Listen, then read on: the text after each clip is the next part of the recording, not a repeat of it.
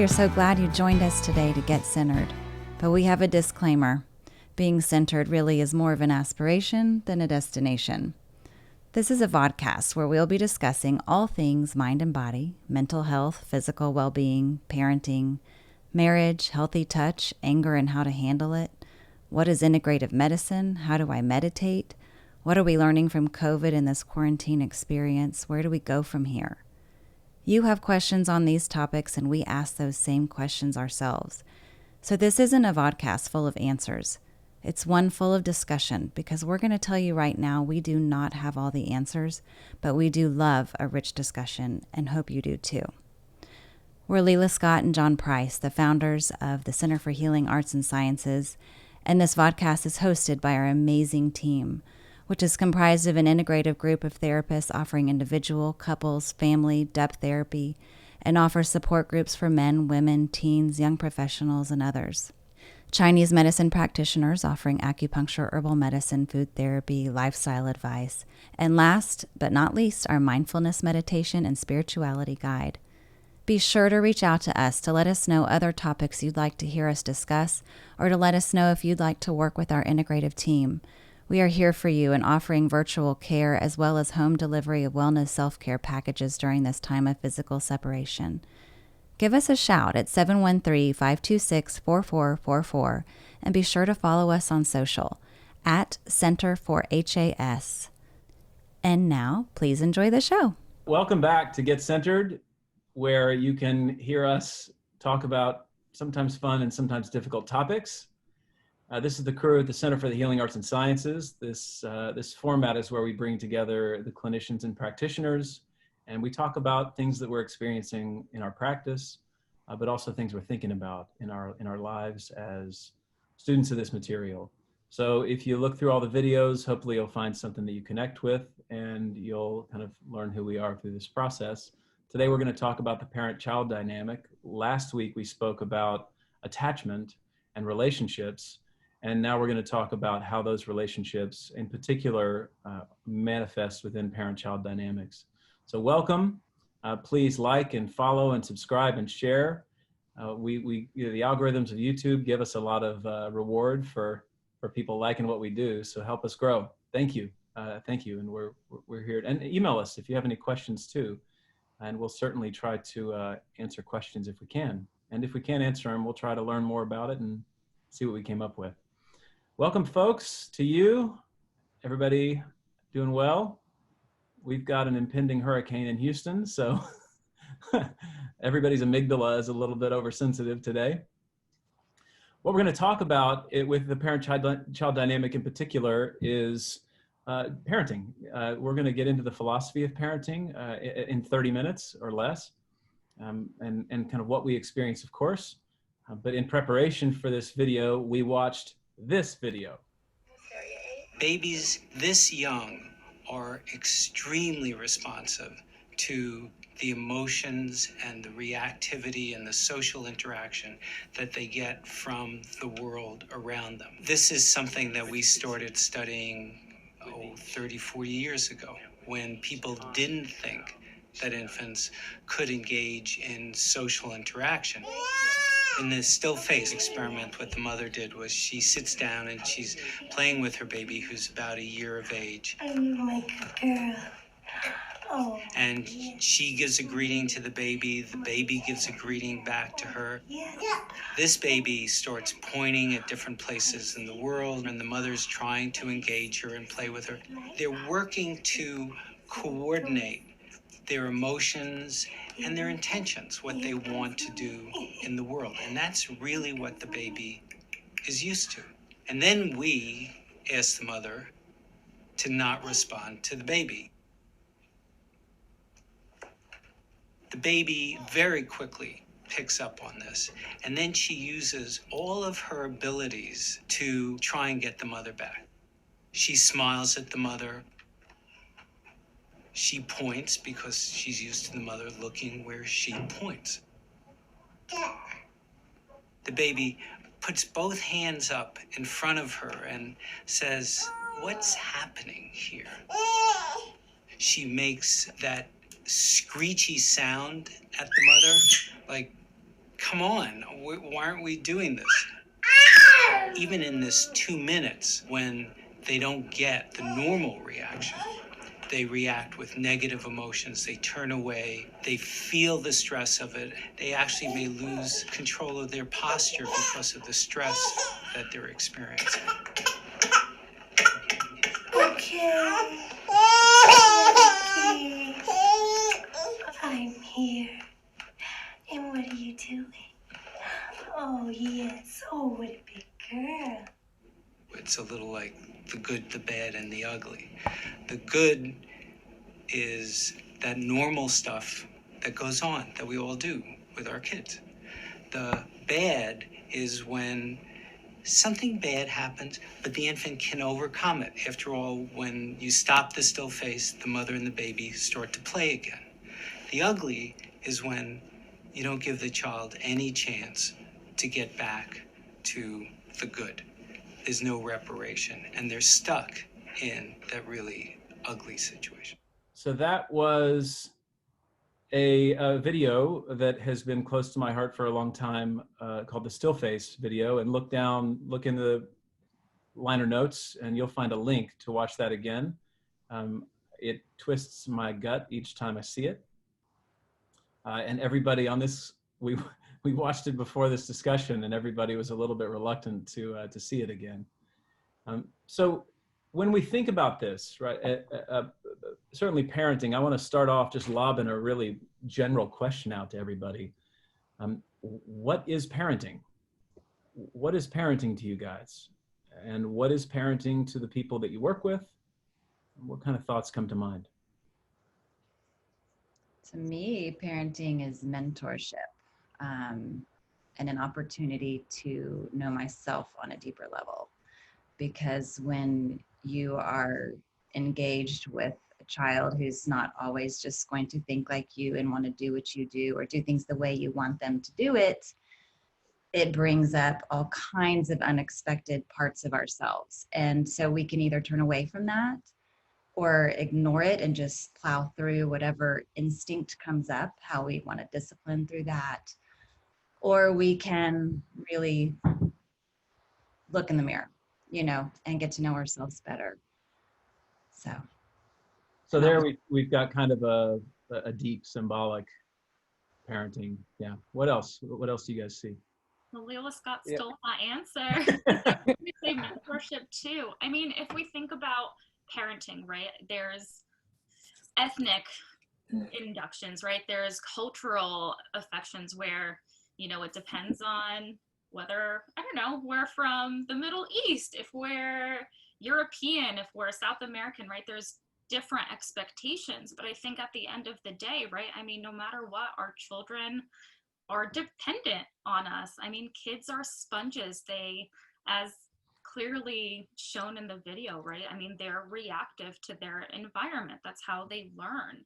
So I think, right, if you look at parenting at the core, exactly what Leila Scott had mentioned, it's mentorship, it's guidance, because these kids consciously and unconsciously, right, as their brains are developing, are looking to their guiders of how to react, how to be emotionally regulated, how to comfort themselves. And I mean, that's a lot of pressure on a parent for sure, right? To have to be mindful of, the way I'm acting, the way I'm presenting myself, the way I handle things in the world. My child is going to see that and adapt those same tendencies.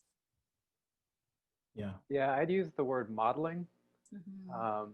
Jung has the quote, "The greatest burden we can put on a child is the unlived life of the parent." Mm-hmm. So it's a lot of fix the parent, fix the child. And so whether we like it or not, we're influencing our kids and other kids by our actions. It's, maybe our parents used to say, "Do as I say, not as I do." Do as I do. Nat, Layla, Eddie, you guys all kind of outlined it very, very perfectly. For myself, I would also call it a collaboration. I think sometimes, as parents and as older adults, we tend to have somewhat of a growth mindset in kids that, um, we want them to get a certain grade, reach a certain potential, um, and have that mindset rather than, hey, let's grow together, let's collaborate, let's work together. Because it's like, hey, here are our expectations, which isn't wrong, but it's also like, okay, where is that investment piece for the kids as well? So that's why, for myself, I really embody that collaborative piece with the child, so that they can engage with the consistency and the routines that are kind of put in place, so that it gives kids a sense of control for themselves and their internal and external environments, so that the parent and the kid can grow together. Yeah, thanks to you. Mm-hmm. Ariel, what you're like deep in infant land. Oh yeah, I'm deep in infant land, and I'm on a extended practice time right now. So I'm practicing, I'm meditating like, I don't know, 10 hours a day now for the last few days. So I'm kind of in a different space. You're not yet. But I'm thinking about a few things and thinking there's one wisdom that I learned that I think comes from Proverbs. I'm not 100% sure. I'm pretty sure it's Proverbs. And it says, "Chanech lanar al pi darko, gam ki yazkin lo yasur mimeno." So they say, teach the child according to the way that they need to hear it, so that even when they get older, even when they get, even this is yazkin, even they say, even when they get into the elderly regions, they won't veer from that path. And I think about that in terms of parenting. I think about, so often we think about parenting as like the parents to the child, but I think there's a way to think about, what does this kid need? What does this particular kid need in order to grow into the kind of adult that we want to see them grow into, right? Not just that we want to see, but that they can possibly become, right? Maybe they can eclipse whatever we could do on this planet if they were given the right foundations. So I think about that. I think about the way that we look at kids. Sometimes we look at kids and we think, oh, it's like a little kid. It's a little 2-year-old. It's a 1-year-old. It's a 3. Like, no, that is what we were, right? Like that, somebody diapered us. You know what I mean? Like we didn't just all of a sudden magically appear here. We're not like animals that they're born and within a few minutes or hours they can walk. Somebody had to wipe our butt, for years. So so I'm thinking about it, and that's part of what I'm thinking about is that, looking at the kid as, this is going to be an adult, right? So I need how I'm working with them is to teach them in their way and with whatever they're working with, how to step into adulthood incrementally as they developmentally step up. Rodney, any thoughts? Thanks, Ariel. Well, I mean, everything is covered so well. The word that comes to mind for me is the word navigation. It's really like throughout the course, helping someone learn to navigate the extremes of either emotional expression or emotional repression, when it's appropriate, so that they can do that for themselves.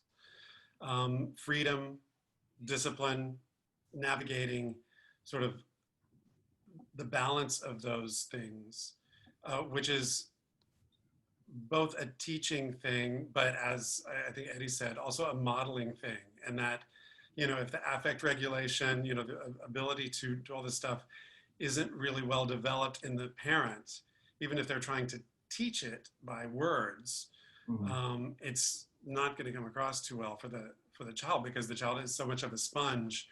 And Jung would look at the sort of unconscious absorption of whatever is going on in the family. Is probably a stronger guidance than the words that are being said. So the navigation of all that is sort of what comes to mind for me, for both the parents and helping the child do that. Yeah, I think that's awesome. You guys are fantastic. You just like wrote a chapter on what is parenting. I think that an old line comes to mind that a mentor of mine once said, which is it's all about energy. And we talk about affect or emotion or behavior, and essentially there's an energy that is inside of us, and when we can't contain it any longer, it has to get expressed somewhere, either within us or without. And so if I've got something in my history, or if I've got some coil of emotional energy and it's touched upon, oftentimes what happens is it gets taken out on the child, because we have this assumption about parenting that there's a power differential and you need to be subordinate to me, says the parent to the child. And this is the injustice that I think children experience all the time, which is they're consistently having to enter into the adult's world, and the adult doesn't do much entering into their world. And I think that this next question that I've got for you guys. Well, before I jump there, Rodney, I'm happy you didn't use my word. Everybody's jumping on each other's stuff here. The word that came to mind for me is intermediary. And I think that word works in a couple of different ways. I mean, we have to be the intermediary for the culture. Leila Scott and I were just talking to our son this morning about how parents really are needing to put up, the word she used was guide rails, and I'm fond of that word, that we need to kind of modulate and adapt where our guide rails are to address what the child needs relative to where they are developmentally, where they are socially, where they are emotionally. And we need to help kind of enter them into a world where they're just pushing themselves right past the point of where they're stressed, healthy stress, and then they learn. I mean, that's the learning process. And so parents paying attention to where that line is. The issue with the intermediary is that a lot of times parents imagine that the child is living in the world that the parent grew up in, which is, I would say, almost always not the case. And so what the wells that we have to draw from are the wells of our history. And so Freud called this the repetition compulsion, where we're kind of destined to live out this repetitive dynamic over and over again. And it shows up so often in the parent-child dynamic. So what we're trying to do, back to Leila Scott and everybody's point, is that to become conscious here is to recognize the ways in which we were not, our needs weren't met in the way they needed to be met. And we're at risk of repeating those over and over with our children's. And we don't need to explain further what that does. Obviously, it has created an entire world of psychotherapy in large respects. So 2 questions I've got for you guys right off the bat. The first is, should we blame the parent? As a psychotherapist, I think I said this at one point. My mother had gone into psychotherapy, and the first thing her mother said to her was, what did they say about me? There's this assumption that parents are going to get blamed, although what we're saying today is that parents should shoulder some of the burden, if not all of the burden here. So what do y'all think? Are parents to blame? I think it's a combination of parents stepping up to the plate, accepting responsibility, the amount of influence that we have. But there's also a really important piece of compassion that can't be forgotten. Just like Ariel said, we were there once. We are standing in, a basket of history, and we're doing our best to be as conscious of that as possible, to break free of the chains from our history that we're bringing to this now, new generation. I do personally think it's my own responsibility to notice where maybe in my own family history, things affected me adversely. And so I don't want to pass that along. That feels like my generational responsibility. I don't want to pass those things on if I can possibly help it. But I also do believe some people cannot help, for whatever reason. Some people can't look in the mirror very deeply. It's too painful, or the challenge is too great. Mm-hmm. It seems. Yeah, I think that the idea of blame, to me, when it's done with integrity, it's actually the ultimate responsibility. If we look like at a pie chart and say, we're never going to get 100% of what we needed or wanted or was perfect from our upbringing.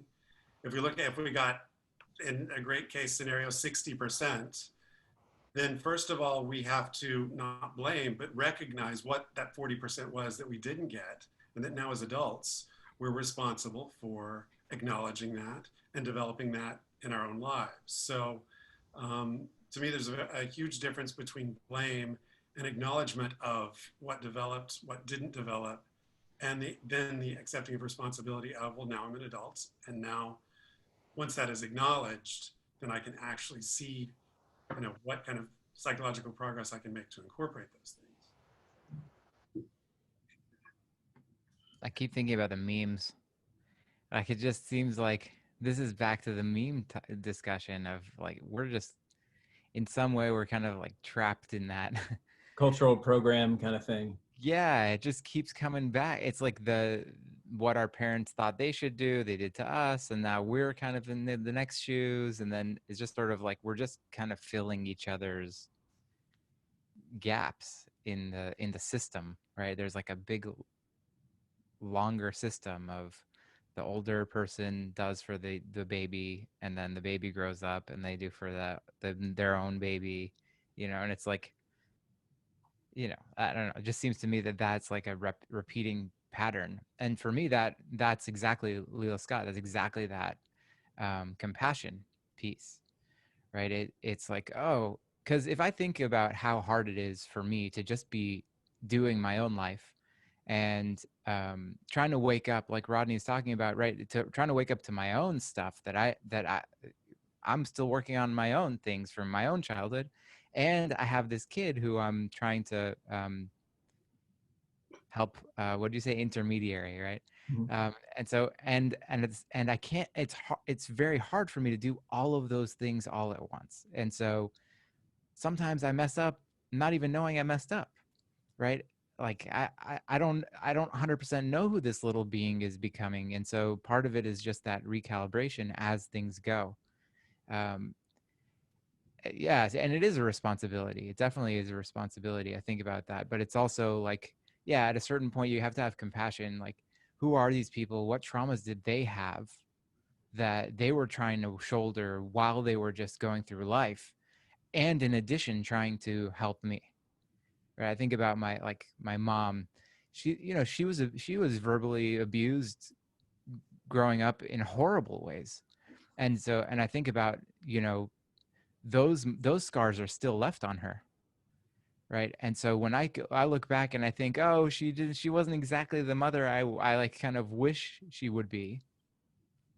It's like, yeah, I when I'm thinking about it through my own lens only, then yeah. But when I think about it through, what would it be like to be that kind of person who's going through that kind of psychological aftermath, right? Walking through the world trying to raise kids.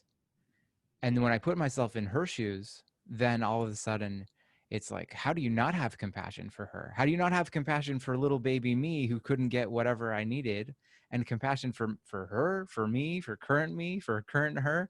And it sort of like just takes the whole thing back into, this is big, right? That's why I keep thinking about memes. It's like, there's so much at play here. Yeah, I do like that you bring it back to compassion. I have so many thoughts, because I think part of it too is personalization, right? Like, if we think about it, I don't know, a nutritionist, for example, right? They're going to go through like what our body needs, where we're dysregulated, right? Same with like, I don't know, a workout regime. Something that works for somebody else might not work for my physical self. But it's the same with parenting as well, right? Something that worked for me growing up with my parents doesn't necessarily mean it'll work the same for my child. And that's where, going back to that question of like, who's to blame, I think it's both, right? As a parent, let's say if my child has ADHD, I can't blame myself for it, but it means that I have to adapt and personalize my approach towards my child, because again, right, if I didn't grow up experiencing ADHD, my parents didn't have to parent me in a specific way versus what I need to do and change and customize towards my child. I mean, I've had so many cases recently where there's children who are depressed, and then the parents kind of take that cultural, like, oh my God, what did I do? This is my fault. Like, what am I doing wrong?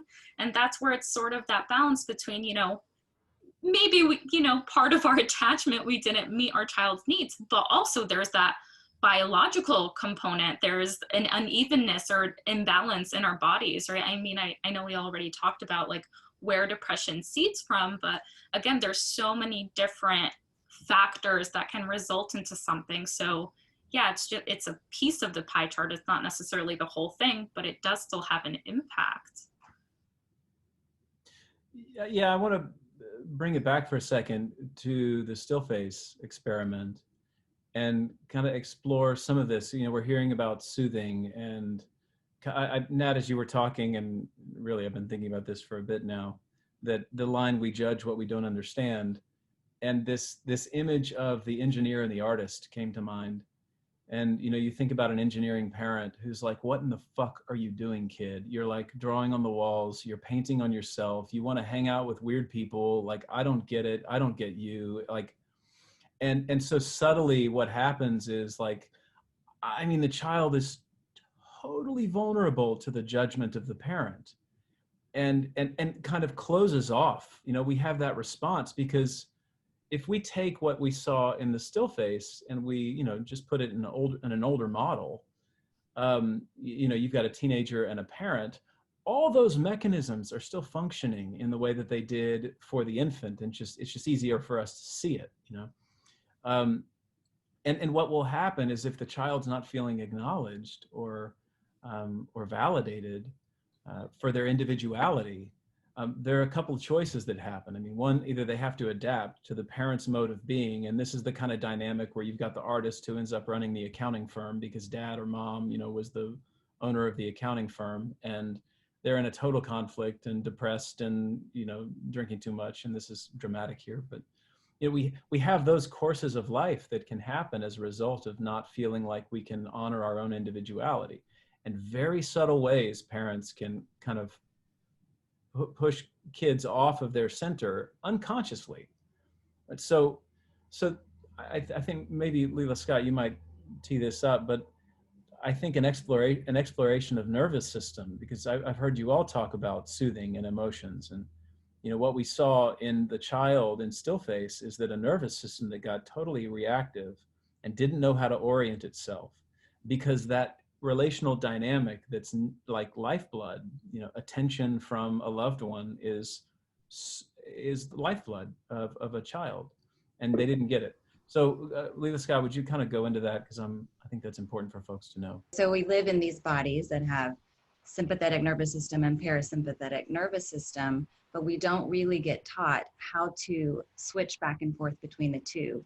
Life stressors come in and they automatically put us in sympathetic nervous system, but we don't tend to have a lot of tools for then how to switch back out of that.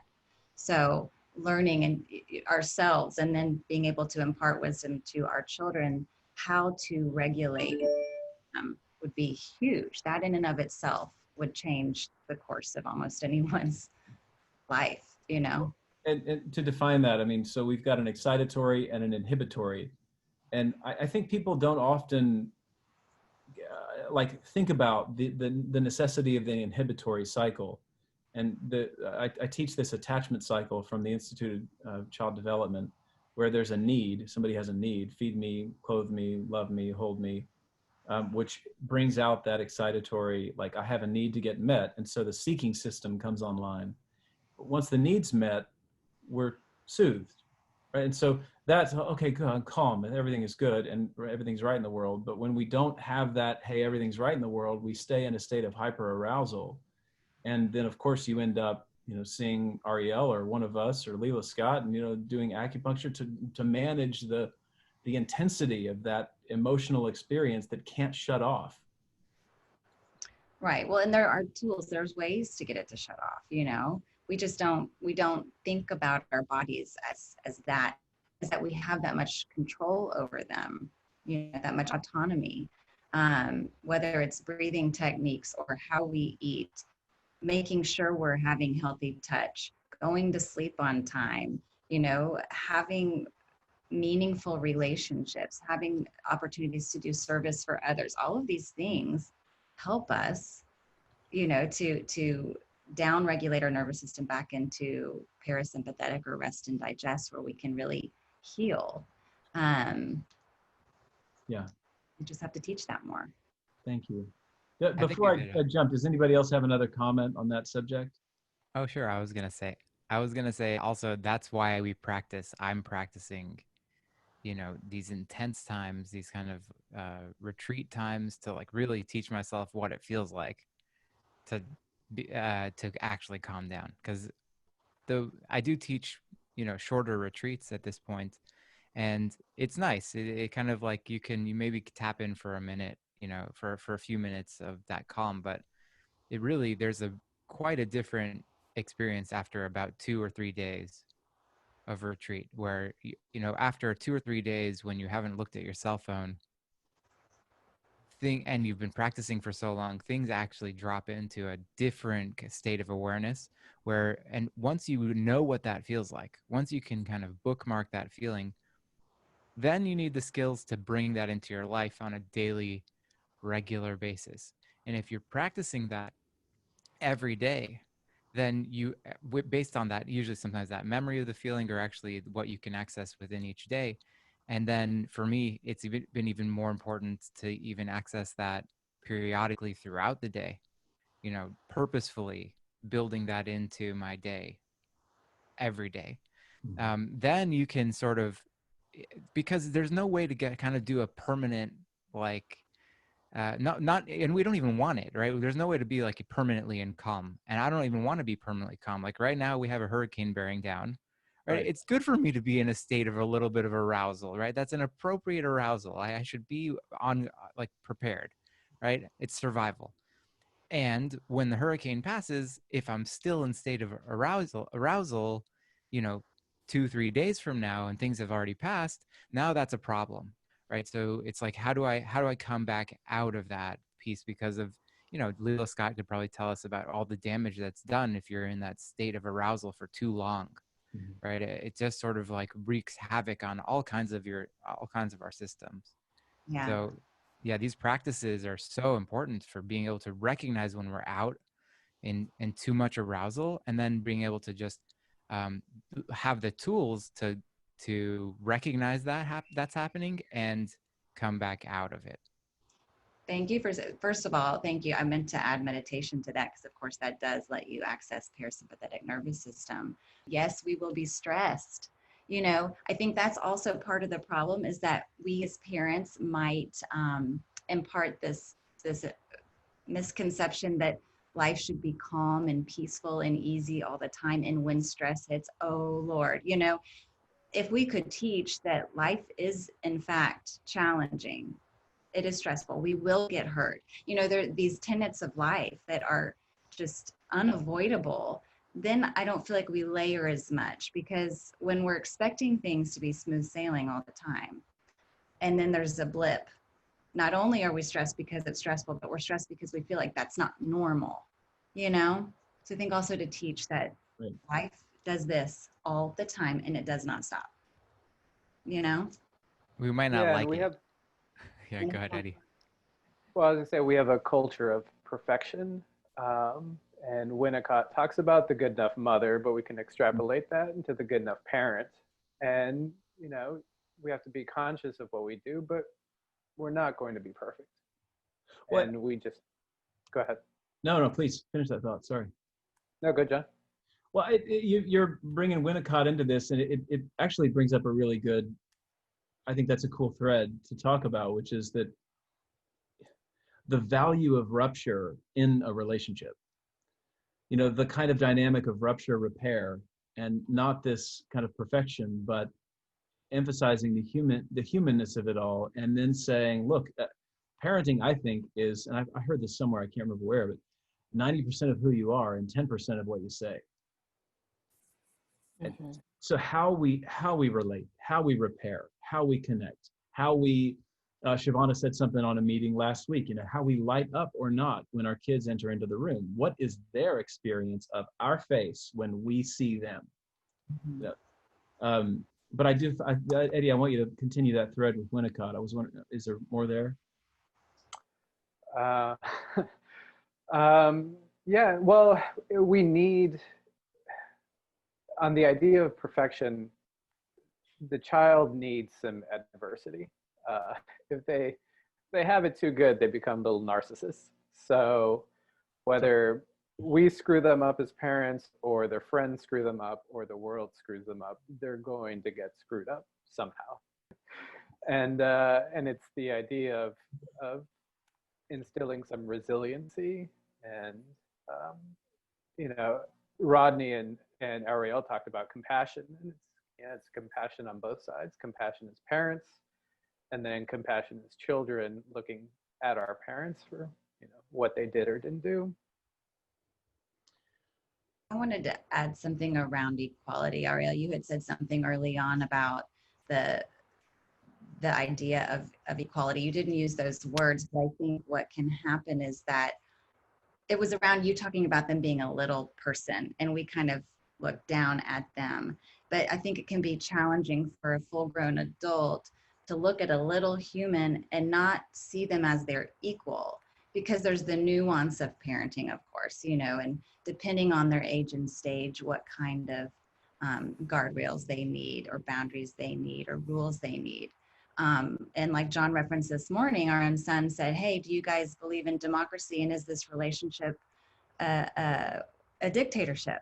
And we said, well, no, it's not a dictatorship, and you're 15, and so you very much have a say. It's very much back and forth, and there are going to be places where we have a hard stop because of your age and stage, but we do want to empower him. So there's that piece around empowering them to have the back and forth and the discussion. And I think that requires a lot of some introspection on the parent's part to be able to do that successfully with a child and not feel like it's subversiveness. Yeah, I tend to teach this. It was taught to me, of course, but the graph for parenting, the two axes are structure and nurture. And if we're too structured, it's called authoritarian parenting. And if it's too much nurture, we're permissive parents. And anytime I talk to parents about this, and I kind of lay out this whole dynamic of authoritarian, authoritative, permissive, and disorganized or neglectful, they're like, well, I'm all those. And I say, yeah, exactly. It's not to be one thing. We can't be one thing. Something that bothers me and I get too structured and rigid, or something that doesn't bother me at all, and I'm like, hey, whatever, I'm a hippie on the beach. It's important to be conscious and aware of where you stand in those moments. And the question, I think, is, what does this child need? What does this child want? And trying to remember that. And that, I think, is the kicker, is that we don't often remember to remember how we're showing up in the moment. And that's where our issues show up. But looking at time, I want to be conscientious. Two things I want to get to. The first is being able to talk about what you wish parents knew. And so, if I said it earlier, if I sprinkle magic fairy dust over all your sessions where you're working with individuals, adults, parents, kids, what's the thing you wish that parents would remember or knew about parenting that you think would improve their experience? I guess I'll go. Becky Bailey, PhD, her book, Easy to Love, Difficult to Discipline. Basically everything in there, I promise, will help you. It changed my parenting entirely. That swinging back and forth that you were just talking about, from aggressive to permissive to aggressive to permissive, often that happens because we feel guilty. We don't have the tools. Mm-hmm. And so this book, actually, from at the beginning, you take a little survey and you answer honestly, how often are you aggressively parenting and how often are you permissively parenting? And then after you read through the tools and you're practicing this, of course, on a daily basis with your child, at the end, you can retake that quiz and the numbers change dramatically. That authoritative, I've got this type of parenting does come online. It has a lot to do with disciplining ourselves first. When we're triggered, our knee-jerk reaction is to lash out at the child, but to take a beat, give ourselves a timeout, model that behavior, go into the restroom where we have to go to figure out, why did that just send me to the moon and back?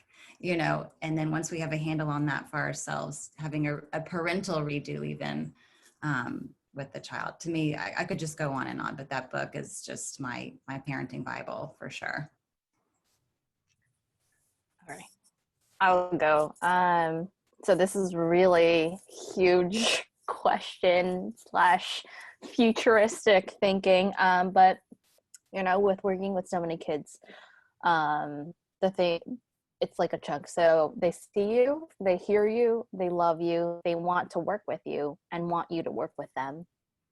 I think is a huge sentiment, because sometimes, as parents, kind of what we were kind of talking about before, we want to guide them and we want the best for them, and sometimes don't recognize what they need and what they want, because we, inside of us, there's some part of it which is like, oh, we don't want them to mess up or have difficulties with a certain obstacle. With talking with so many kids thus far, these kids really do see, really do hear, and really do, take on everything that the parents are relaying to them. They might not necessarily act upon it, which is something that they can work on, but, they do embody that empathetic portion of, wanting to have that connection and wanting to have that relational piece with their parents. So yeah. Thanks, Gia. Mm-hmm. What else? I have a thought. So I used to do a lot of in-home work with families, and so I kind of model working with the kids, and then it'd be kind of a role play thing, and we'd all get in there and just work with kids, and we'd process. It'd be a full day event, and at the end of it, we'd process through the day. And inevitably, every family I've ever worked with, what I ended up doing was starting as kind of a family in-home therapist, and I would end up working with the couple long-term. And there's always this point where the couple would say, well, you're just doing with us what you did with the kids. And it goes back to that message of everything you need to know you learned in kindergarten. So what I think is really important to remember is to use kind of rules or guidelines for parenting with everybody you're with as best you can. So what I teach a lot of parents is to get down on the kids' level, and of course apply that to what that would look like as an adult, maybe working with your partner or your friends. Watch how your voice modulates. Go quiet if you need to. Use I statements, and ask for things. Communicate and reflect. All that stuff that we need to know about how to interact emotionally. So because the biggest problem I see in the practice is that parents bring their kids in because they want us to fix their kids. And so the implication is that, and also they want to tell us how to do the therapy. And what I want to tell parents is like, hey, look, you've got something really awesome. And I'm sure that works in all kinds of areas of your life, but your agenda is not going to work better if you turn up the volume more, right? It's not going to, what we need to do is change the agenda. So why don't you trust me and pass the torch over to me, and even let me work with you a little bit to try to do some of that work Leila Scott was talking about earlier. Self-disciplining, being more self-reflective. So if my magic fairy dust would be that parents would come in willing to say, as hard as it is, I also want to take a look at myself. Amen.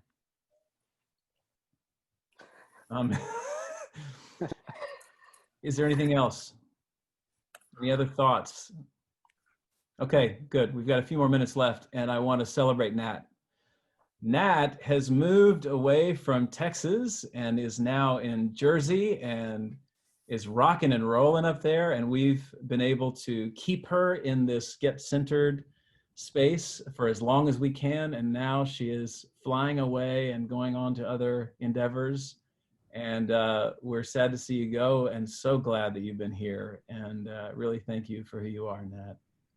No, thank you. And I've loved these conversations we've had, and I'm going to keep stalking you guys on social media just to keep up, because again, I mean, as fun as it is to be part of it, right? I mean, this is such a great resource, whether it's for myself, for my future clients, for anyone watching. So everyone just keep up the good work and keep exploring and learning and being insightful, because that's all we can do. You too, Nat. Thank you so much. for your time with us. Yeah. Well, folks, there we are, another episode of Get Centered. And for those of you watching, email us, drop us a line. Whether it's a topic idea or feedback, certainly like and hit the little bell and the notification so you can get notified when new episodes come out. We've got topics we're addressing every week. And check out the website and all the other related endeavors that we're involved here at the Center for the Healing Arts and Sciences. It's been real fun, folks. See you next time.